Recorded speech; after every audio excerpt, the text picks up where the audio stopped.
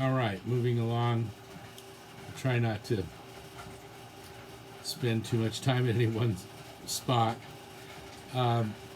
Some really nice stuff here on under one view about what happened. The development of theory of mind we've talked about in class a little bit. I always think that theory of mind is a weird phrase for it. Theory implies, a well-developed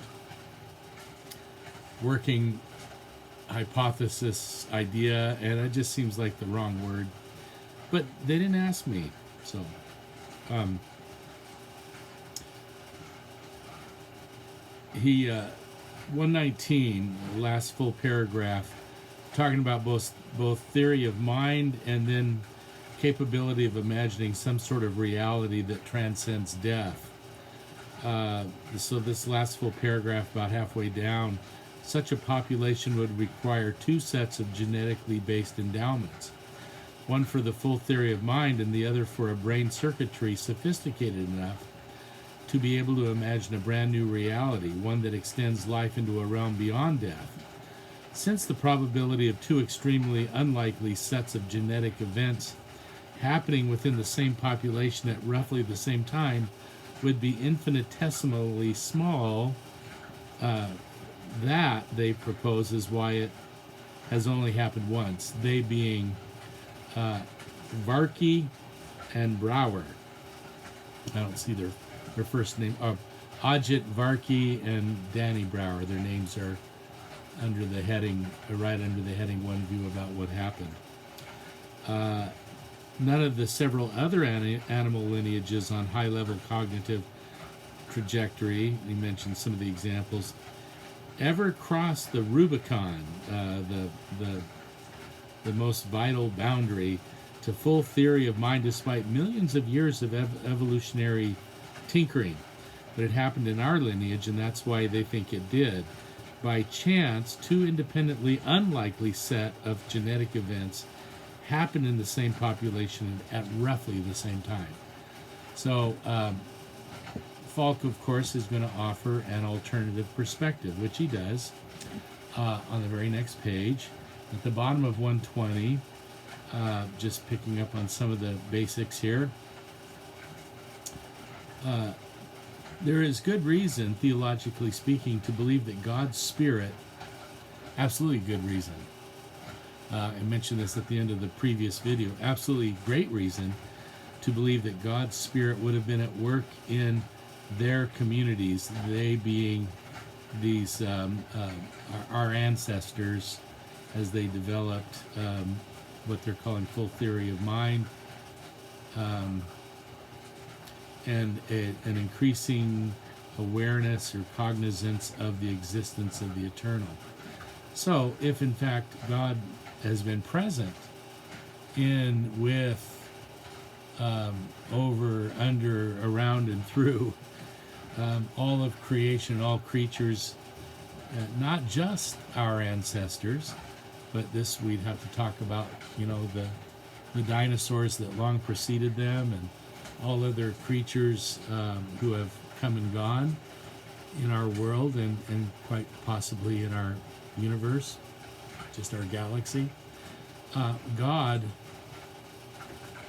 I have no alternative to believe in and to believe strongly that God, who is love, has been present as that everlasting love all along the way, in every event, and in every life, human and non-human and meta-human.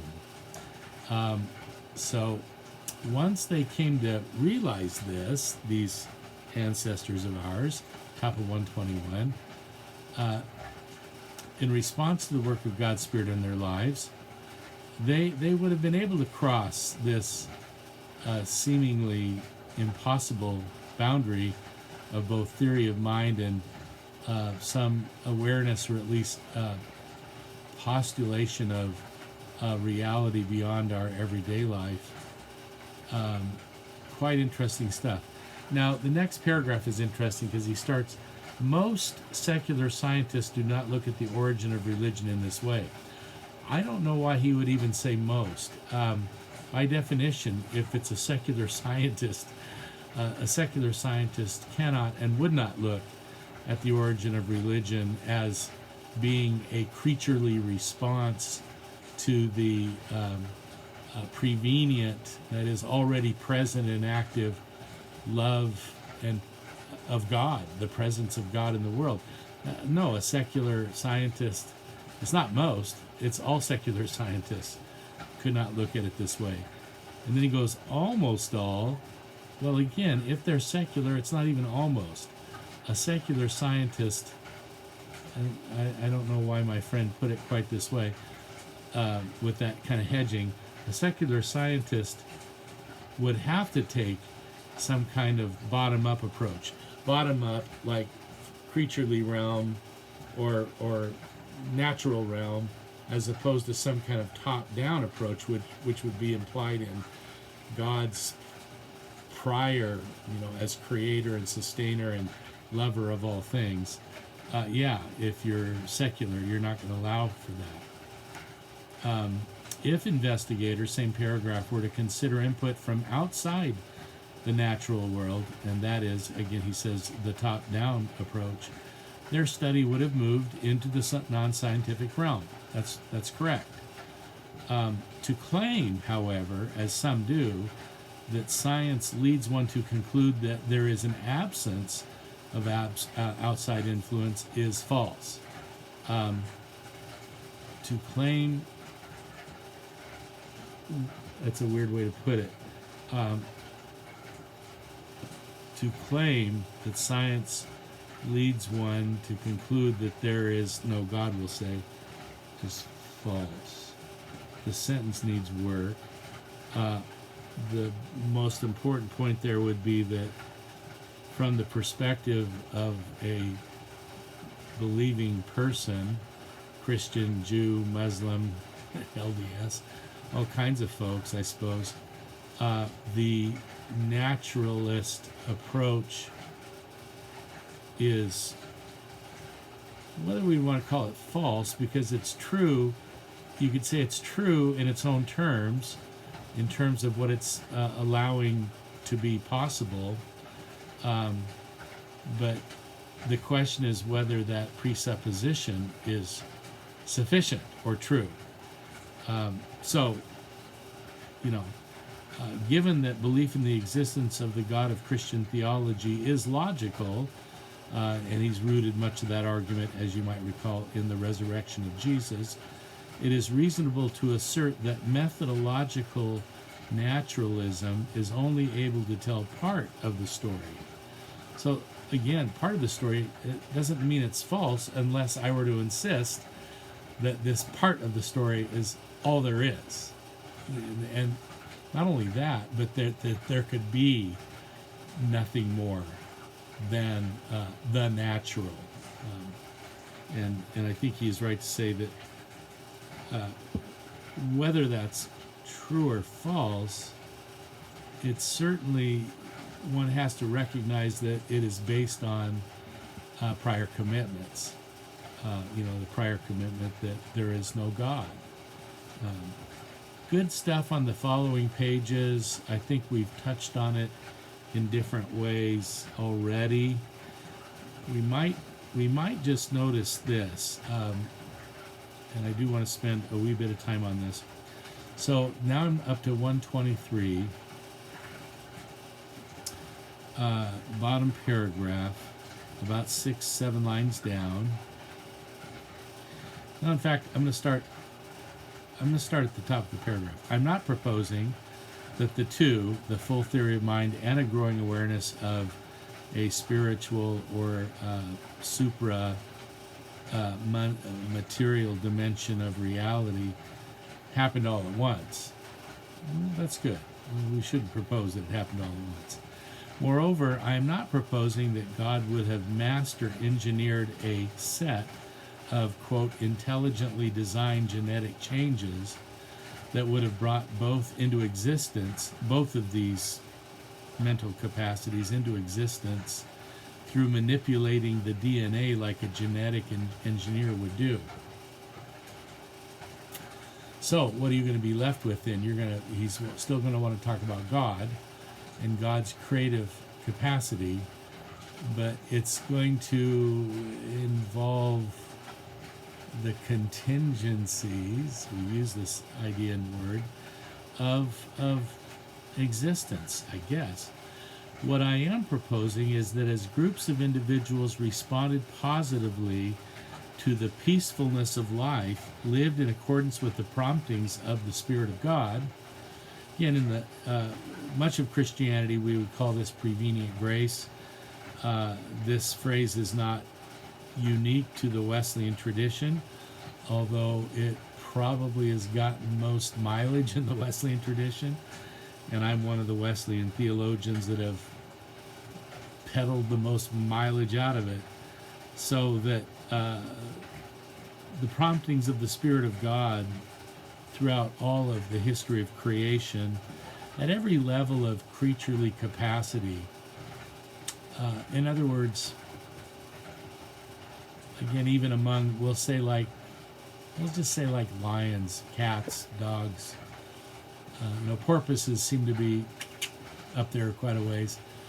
Haven't always been. We're going to assume that there's been development in these species, but that all along the way, no creature has existed apart from the sustaining presence of divine love at every step of the way throughout all generations. Our God is a long-suffering lover of creation, so that the numbers of individuals in such groups would increase. Furthermore, by striving to live into the harmony of life in the Spirit of God, the population not only would become increasingly conscious of God, they would become increasingly conscious of each other. Genetic changes that enhance this spirit-focused and other-centered consciousness would lead to thriving populations, which in turn would increase the frequency of those neurological genetic improvements in the gene pool. Well, that's a whole lot of science. Here's the thing I do want you to appreciate, and I'll make this point and then stop this video at that point. And this is an observation; it's not a criticism, because I'm with him. But it is important to see that Dr. Falk is rather than assuming the traditional notion of an original human perfection, however that perfection is understood, that then is lost or forfeited. Another word I wanted to try out there. Lost, forfeited, compromised by sin. Okay, so you start off with human perfection, and then sin enters the picture, and everything goes down.